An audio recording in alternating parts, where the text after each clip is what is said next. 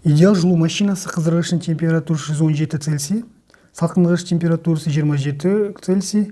Егер қыздырғыштан 1 секунд ішінде алатын жылу мөлшері 60 килоджоуль болса, машинаның пәгін табыңыз дейді. ХБЖ-ға айналдырамыз.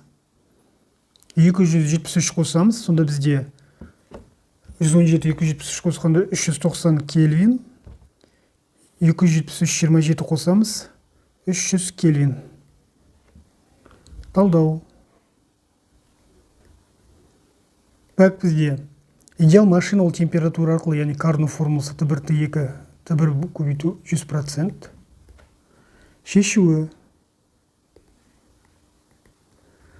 Так, 390 азайтамыз 300, бөлеміз 390, көбейтеміз 100%.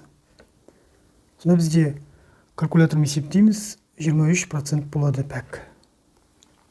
Келесі мысал, пәк 23%, қыздырғыштан 1 секунд ішінде алатын жылу мөлшері 60 килоджоуль, онда суытқышқа берілетін жылу мөлшері. Пәк бар, уақыт бар, Q1 бар, Q2-ні табу керек. Пәктің формуласын қорытып шығарамыз, Q1 минус Q2 бөлінген Q1 көбейту 100%.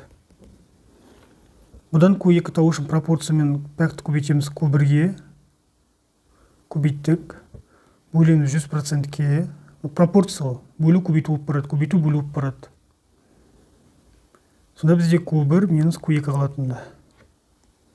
Мұны бізде көбейтілді, мұны көбейту мұнаққа бөлу болып барды. Бұдан Q2 табу үшін мұна екеуін орындарын ауыстырамыз. Сонда Q2 тең болады Q1 минус пәк 100% көбейту Q1 деген. Осы формуламен шығарамыз. Шешуі.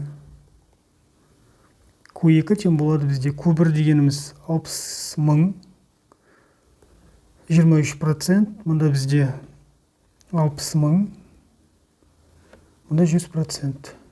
Калькулятормен есептейміз, сонда бізде 46 мың болады, ол 46 килоджоуль Q2 деген.